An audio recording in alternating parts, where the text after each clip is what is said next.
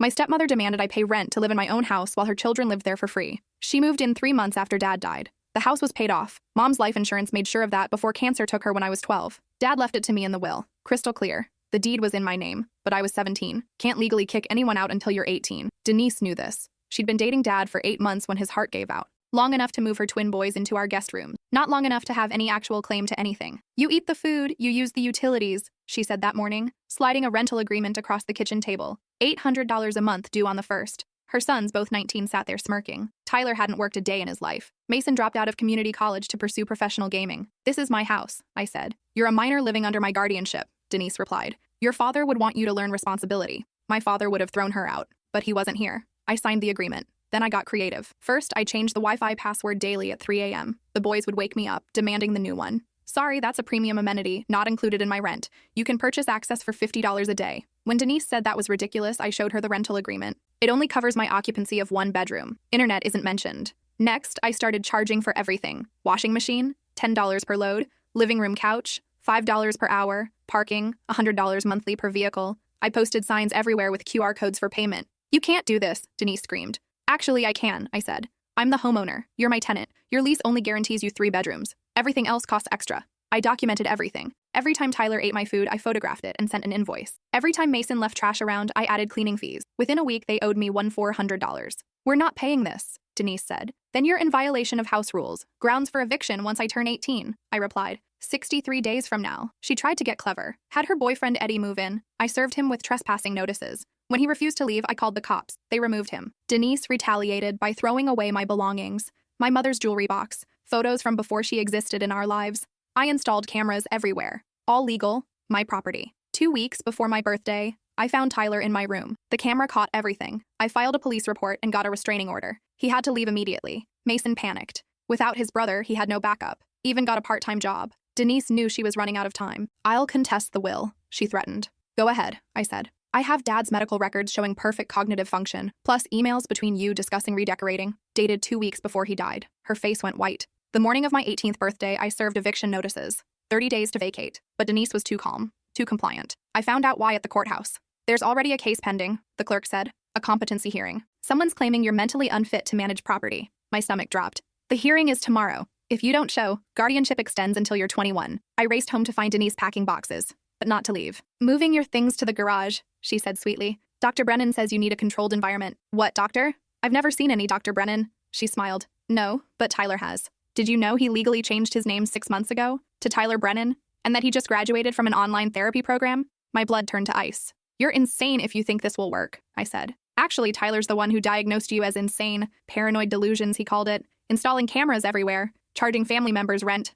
violent outbursts. She held up photos of the day I'd swung the skillet at my uncle. Multiple witnesses. I grabbed my phone to call my lawyer, but the screen was black. Dead battery. How convenient. There's a landline in the kitchen, Denise offered helpfully. I ran to check. The line was cut. Oh dear, she said, following me. Must be a problem with the service. These old houses. You know how the wiring gets. Tyler walked in then, wearing a cheap suit and carrying a briefcase. He looked nothing like the lazy slob who'd been eating my food for months. Clean-shaven, hair-combed, almost professional. Hello, client, he said with mock concern. I understand you've been having some episodes. This is fraud, I said. Identity theft. Practicing without a license. What license? Tyler pulled out a certificate. I'm a certified life coach and mental health advocate. Perfectly legal to provide counseling services. And concerned family members can absolutely petition for competency evaluations. The certificate looked real. Professional printing, official seals, the works. You bought this online, I said. Earned it, Tyler corrected. 6 months of intensive study. I'm quite qualified to assess your mental state. He opened his briefcase and pulled out a thick folder. Shall we review your symptoms? Paranoid behavior, installing surveillance equipment throughout your home, financial delusions, creating imaginary charges for basic household amenities, aggressive tendencies, documented physical violence against family members, isolation behavior, driving away everyone who tries to help you. Each word hit like a punch. Because twisted the right way, everything I'd done to protect myself looked like the actions of someone having a breakdown. The hearing's at 9 tomorrow morning, Denise said. Tyler will be testifying as your treating therapist. I'll be there as your concerned guardian. Mason will provide character witness testimony about your deteriorating behavior. Mason nodded from the doorway. He'd been listening the whole time. Even got your school counselor to provide records, Tyler added. Amazing how many teachers noticed your anger issues and social withdrawal after your father's death. Of course I'd been angry. Of course I'd withdrawn. My father had died, and these parasites had moved into my home. But grief looked a lot like mental instability when presented the right way. You can't do this, I said. Already doing it, Denise replied. The judge will appoint a guardian until you're 21. Guess who's been applying for that position? My knees went weak. 3 more years. 3 more years of this. But here's the good news, Tyler said, his voice dripping with false compassion. I'm prepared to recommend against institutionalization, as long as you comply with your treatment plan. What treatment plan? Living under supervised care, taking prescribed medication, attending weekly therapy sessions. With me, of course. And paying rent, Mason added cheerfully. Therapeutic responsibility, Tyler corrected. Part of your recovery process. I looked around my own kitchen, Dad's kitchen, Mom's kitchen, and saw my future. 3 more years of being a prisoner in my own home. 3 more years of these people bleeding me dry while pretending it was for my own good. But they'd made one mistake. They'd underestimated just how far I was willing to go. You know what? I said, forcing myself to sound defeated. You're right. I haven't been thinking clearly. Maybe I do need help. Denise's eyebrows shot up. Tyler looked suspicious. I'm sorry, I continued, for everything. The cameras, the charges, the conflict. You were just trying to help, and I pushed you away. That's good, Tyler said cautiously. Recognizing the problem is the first step. Maybe we can work something out, I said. Avoid the whole court thing. I'll pay rent, follow house rules, whatever you need. Denise and Tyler exchanged glances. The hearing's already scheduled, Denise said. But if you're willing to cooperate, completely willing, I said. In fact, let me start by making us all dinner. Peace offering. I moved toward the stove, pulling out pots and pans, acting contrite and broken. What are you making? Mason asked. Dad's favorite, I said. Beef stew. He always said it brought the family together. While they watched me cook, I thought about everything I knew. Tyler's fake credentials, the cut phone line, the competency hearing scheduled with impossibly short notice,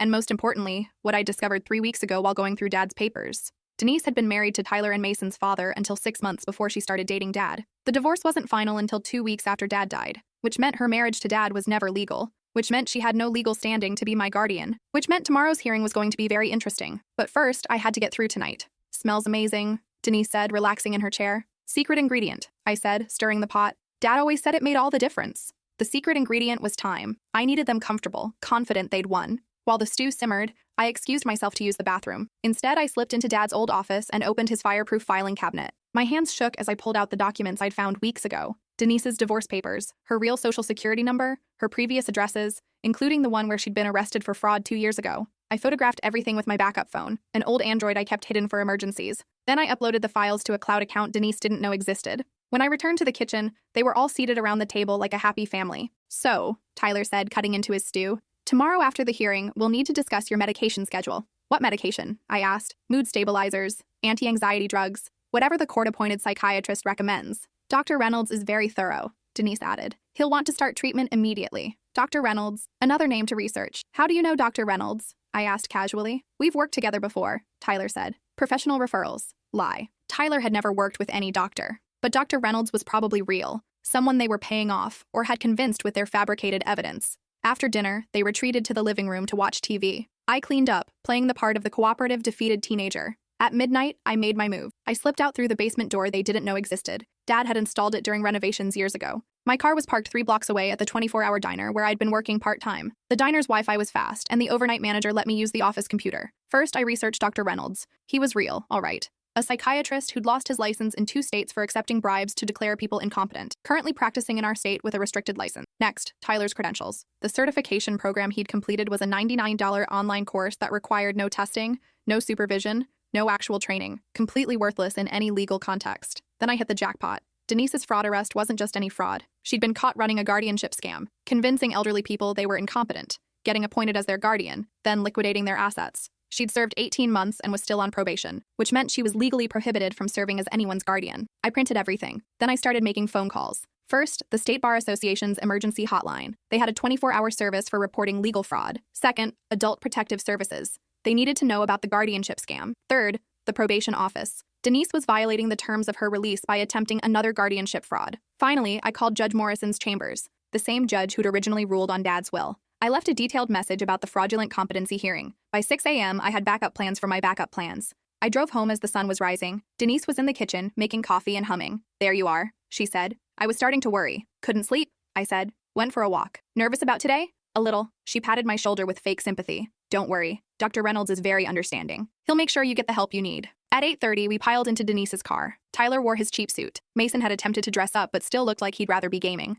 I wore my most conservative outfit and carried a folder containing everything I'd printed. The courthouse was exactly as intimidating as Denise had hoped it would be. High ceilings, marble floors, the overwhelming weight of legal authority. Remember, Tyler whispered as we found our courtroom, be honest about your symptoms. The judge will respect your self-awareness. I nodded meekly. Judge Hartwell was a stern-looking woman in her 60s. She reviewed the paperwork while we took our seats. This is a competency hearing for… She paused, frowning at the documents. I'm sorry, who filed this petition? I did, Your Honor, Denise said, standing, as the minor's legal guardian. And you are? Denise Morrison, the child's stepmother. Judge Hartwell's frown deepened. According to my records, this minor's guardian is… She flipped through more papers. There's no guardian on file. The minor's father is deceased and guardianship was never transferred. Denise's confidence flickered. Well, I was married to the father, so naturally, marriage doesn't automatically confer guardianship of stepchildren, the judge said, especially not posthumously. Do you have legal documentation of your guardianship appointment? We assumed… Judge Hartwell looked annoyed. You assumed incorrectly. This hearing is dismissed. You have no standing to file, Your Honor. I stood up. May I speak? The judge nodded. I'd like to file a restraining order against Ms. Morrison and her sons. They've been living in my house without permission and attempting to defraud the court. I handed my folder to the bailiff, who passed it to the judge. Judge Hartwell opened it and began reading. Her expression grew darker with each page. Ms. Morrison, she said finally, are you currently on probation for guardianship fraud? Denise's face went white. That was a misunderstanding. And the judge looked at Tyler. Brennan, is it? Are you claiming to be a licensed therapist? I'm a certified life coach, with no actual credentials to evaluate mental competency. And Dr. Reynolds, she pulled out another document, is currently under investigation for accepting bribes in competency cases. The courtroom was dead silent. Bailiff, Judge Hartwell said, please place Ms. Morrison under arrest for attempted fraud and violation of probation. Everything happened very fast after that. Denise was handcuffed and led away, screaming about injustice and misunderstandings. Tyler tried to run but was tackled by a second bailiff before he reached the door. Mason just sat there, looking confused and terrified. As for you, Mr. Tyler Morrison, and yes, I have your real name here, you're being charged with identity theft, practicing without a license, and conspiracy to commit fraud. Wait, Mason said desperately. I didn't know they were going to do this. I just thought we were staying at the house until you could steal it, Judge Hartwell finished. You're an adult, Mr. Morrison. Ignorance isn't a defense. I watched all three of them being led away in handcuffs. The same three people who'd made my life hell for months, who'd tried to steal my house, my inheritance, my future. Young woman, Judge Hartwell said to me, you'll need a legal guardian until you turn 18. Do you have any relatives who could serve? My aunt lives in Oregon, I said. She's already agreed to help if needed. We'll contact her today. In the meantime, you'll remain in your home with supervised check-ins from social services. As I walked out of the courthouse, I felt something I hadn't felt in months. Free. But my celebration was short-lived. That evening I came home to find the house ransacked. Every room had been torn apart, furniture overturned, drawers emptied, papers scattered everywhere. The safe in Dad's office was open, its contents gone. I called the police. Detective Branch arrived within an hour.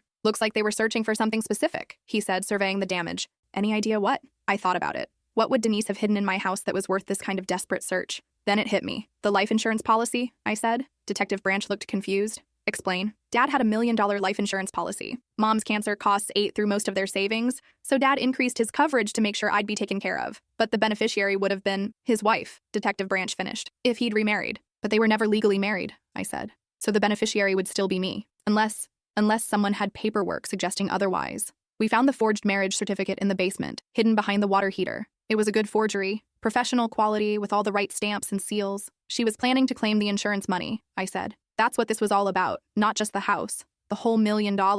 Detective Branch nodded grimly. And now she knows she's been caught, she sent someone to retrieve the evidence. Someone. Your stepmother made her phone call from jail. Talked to someone named Vincent. Vincent? Denise's ex-husband? Tyler and Mason's real father. I'd never met him, but from what I'd overheard, he was the kind of man who solved problems with violence. You need protection, Detective Branch said. This isn't over. He was right. Vincent showed up 3 days later. I was alone in the house. The social worker had left an hour earlier after her daily check-in. I was in Dad's office trying to restore some order to his papers when I heard footsteps on the porch. Heavy footsteps. Deliberate. I looked out the window and saw him, 6'4", maybe 250 pounds, wearing a leather jacket and carrying a crowbar. He didn't bother with subtlety. The front door exploded inward. Where is it? He bellowed, stepping through the wreckage. I was trapped in the office. No back exit, no weapon, but I had something else. Looking for this? I held up a manila envelope. Vincent stopped, his eyes fixed on the envelope. That's mine, he said. Actually, it's evidence in a federal fraud case, I said. Your ex-wife tried to steal $1 million using this forged marriage certificate. His face twisted with rage.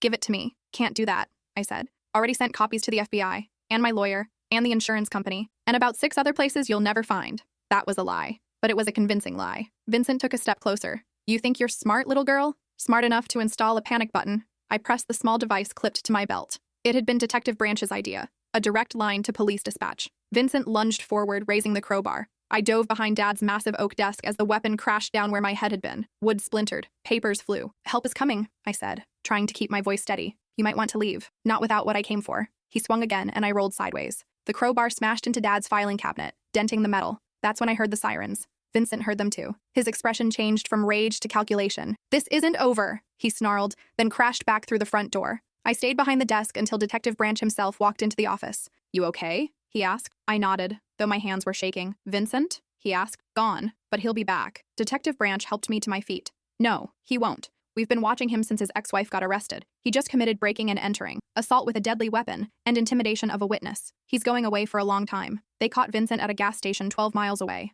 The crowbar was still in his truck, along with lockpicks, pepper spray, and zip ties. It was clear he'd been planning more than just retrieving a document. With Vincent in custody, the last of Denise's conspirators was behind bars, but the legal battle was far from over. The insurance company froze Dad's policy pending investigation. Denise's lawyer filed an appeal claiming she'd been entrapped. Tyler demanded his therapy business be recognized as legitimate, but I had allies now. Aunt Patricia flew in from Oregon the day after Vincent's arrest. She was Dad's younger sister, a family law attorney with steel in her spine and zero tolerance for nonsense. "These people tried to steal your inheritance," she said, reading through the case files. "We're going to make sure they pay for every penny of damage they caused." She filed civil suits against all 4 conspirators: fraud, emotional distress, property damage, legal fees. By the time she was done, they'd owe me more money than they could ever hope to repay. The criminal trials were a different kind of satisfaction. Denise went first. The prosecution laid out her entire scheme, moving in with a grieving widower, manipulating her way into his house, then attempting to claim his assets through fraud and false guardianship. Tyler's trial was almost funny. He tried to argue that his online life coach certificate made him qualified to evaluate mental health. The prosecutor demolished him by calling actual psychiatrists to explain the difference between legitimate training and mail order credentials.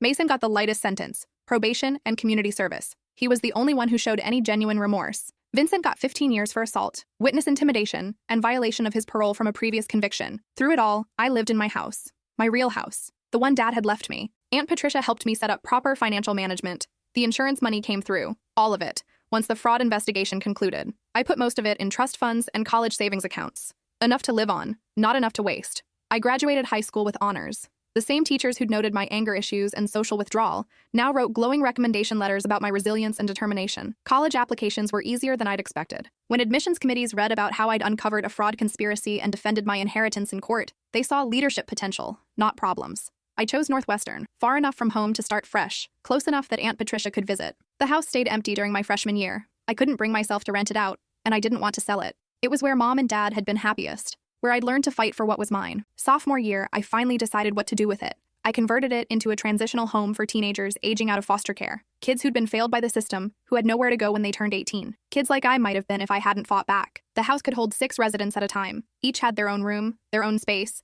their own dignity. No rent required, just a commitment to finishing high school or starting college or job training. I named it the Morrison House, after Mom and Dad, not the parasites who'd tried to steal it. The first resident was Zoe, a 17-year-old who'd been in 14 foster homes. She'd learned not to trust adults, not to get attached to places or people. "Why are you doing this?" she asked on her first day, suspicious of any kindness. "Because everyone deserves a home," I said. "A real home, not a place where you're tolerated or exploited or treated like you don't belong." She'd been there 6 months when I got a letter from prison. Denise had found my address somehow. The letter was 3 pages of bitter accusations and desperate pleas. How I'd ruined her life, how she'd only been trying to help, how I owed her a second chance. I read it once, then threw it in the fireplace. Zoe watched it burn. "Someone from your past?" she asked. "Someone who thought they could take what wasn't theirs," I said. "What happened to them?" "They learned better." 2 years later, Mason reached out. He'd served his community service, completed anger management classes, and gotten his GED. He wanted to apologize. We met at a coffee shop downtown. He looked different. Older, humbler, like the entitled teenager had been replaced by someone who understood consequences.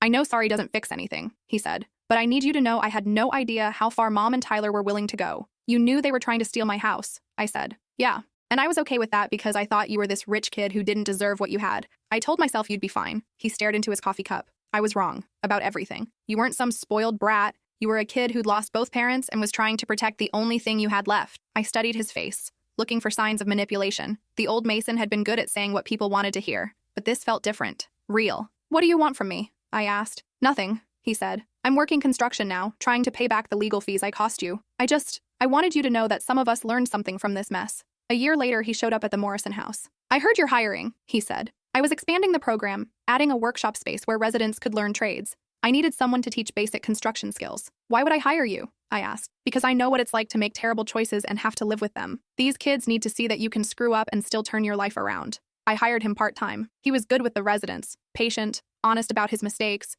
determined to help them avoid his path. Tyler, on the other hand, never apologized. He sent lawyers instead, appeal after appeal, claiming his conviction was unfair, his sentence too harsh, his rights violated. Every few months, another legal document would arrive at my lawyer's office. All denied. Vincent died in prison 3 years into his sentence. Heart attack during a fight with another inmate. I felt nothing when I heard. Some people are just poison, and the world is better without them. Denise got out after serving 4 years. I heard she moved to Florida, changed her name, and was working as a home health aide. I wondered how long it would be before she found her next victim. But that was no longer my problem. I graduated college with degrees in social work and nonprofit management. The Morrison House had expanded to 3 locations, serving dozens of young people every year. Some stayed for months, some for years. All learned what it meant to have a place that was truly theirs. On my 25th birthday, Zoe, now a registered nurse, threw me a party at the original house. Speech! Someone called out as residents past and present gathered in the living room. I looked around at the faces. Young people who'd aged out of care, who'd been dismissed as problems or lost causes, who'd found their footing in the place where I'd once fought for mine. When I was 17, I said, some people tried to convince me I was crazy, that wanting to protect what was mine was a sign of mental illness,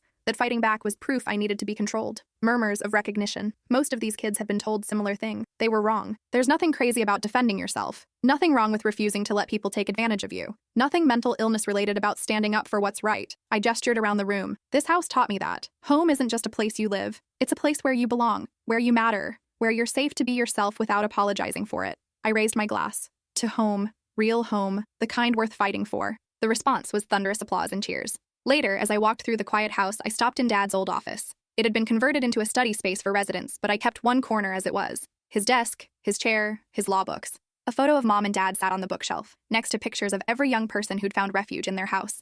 I hope I made you proud, I whispered to the photo. The house felt warm around me, safe, home. Outside, I could hear residents talking and laughing, the sounds of people who'd found their place in the world. Denise had tried to steal my inheritance. Instead, she'd taught me its true value. Not the money or the property, but the knowledge that sometimes you have to fight for what's yours. That standing up to bullies is worth the cost. That home is something you protect, not something you surrender. She'd thought she was taking advantage of a grieving teenager. Instead, she'd created someone who would spend her life making sure other kids never felt as helpless as she'd tried to make me feel. The Morrison House was her real legacy. Every young person who found safety there was proof that her scheme had backfired in the most beautiful way possible. I turned off the lights and locked up, then drove to my apartment across town. Tomorrow, I had meetings with donors, interviews with potential residents, a dozen tasks related to running a growing nonprofit. But tonight, I was just a woman who'd fought for her home and won, and who'd learned that sometimes the best revenge is building something beautiful from the wreckage of someone else's cruelty. The last I heard, Tyler was working at a call center in Arizona, still convinced he'd been wrongfully convicted. Mason was engaged to a teacher he'd met through community service,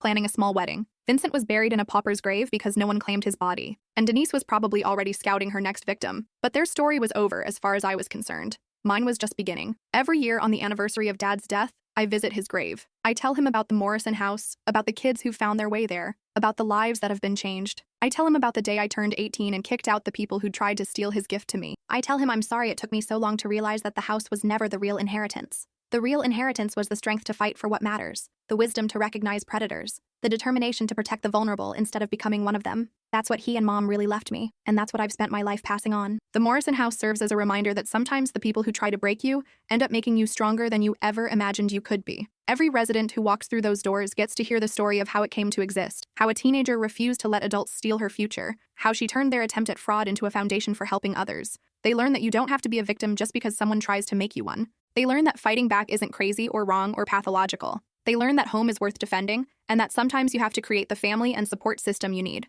Most importantly, they learn that surviving isn't enough. You have to decide what kind of person you become after you survive. I chose to become someone who makes sure the next generation doesn't face their battles alone. Denise thought she was stealing a house. She never realized she was creating a legacy that would outlast any property deed or insurance policy. Every time one of our residents graduates from high school, starts college, finds stable housing, builds healthy relationships, that's another victory in a war she started and lost before she even understood what she was fighting. 3 years after my college graduation, I received a package with no return address. Inside was a newspaper clipping about a woman named Diane Morrison, not Denise, she'd changed her name again, who'd been arrested in Tampa for elder abuse and financial exploitation. Same scheme, different victims. This time she'd targeted a widowed man with Alzheimer's, convincing him to add her to his bank accounts and will. She'd moved her new boyfriend and his adult children into the man's house, charging them rent while bleeding his savings. The man's daughter had discovered the fraud and called the police. Sound familiar? I called the daughter and shared my story. The details were so similar it was like looking at a carbon copy of my own experience, but this time Denise wouldn't be getting a light sentence. With her prior convictions, she was facing 20 years minimum. I testified at her sentencing hearing via video call. The judge wanted to understand the pattern of her behavior, the long-term impact on her victims. Ms. Morrison, the judge said, you were 17 when she victimized your family. How has that experience shaped your life? I thought about how to answer that. Your Honor, she tried to steal my inheritance. Instead, she taught me what inheritance really means. It's not money or property. It's the values and strength passed down from the people who love you. She tried to take that from me and failed. I gestured toward the camera, but she succeeded in showing me what I wanted to do with my life. Every young person I've helped, every family I've worked with, every program we've developed, that's all built on the foundation of refusing to let someone like her win. The judge sentenced Denise to 25 years without parole. She'd be 81 when she got out, if she lived that long. Justice, finally. That evening, I stood in the original Morrison house watching our newest resident, a 16-year-old named Phoenix who'd been kicked out for being transgender, settling into her room. Is it really free? She asked for the third time. Like, no strings attached? Really free, I assured her. Your only job is to focus on your future. She hugged a worn stuffed animal to her chest.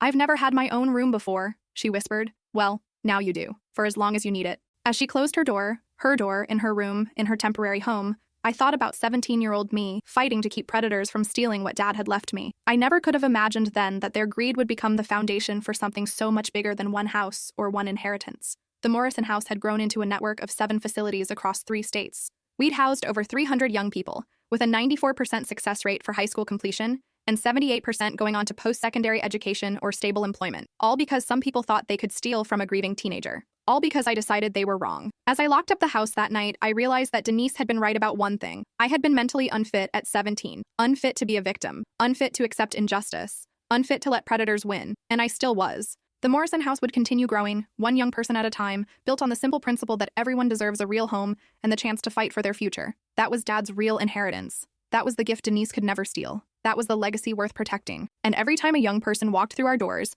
scared and alone and convinced they had nowhere left to turn, they'd learn what I learned at 17. Sometimes the people who try to break you end up giving you exactly what you need to build something beautiful.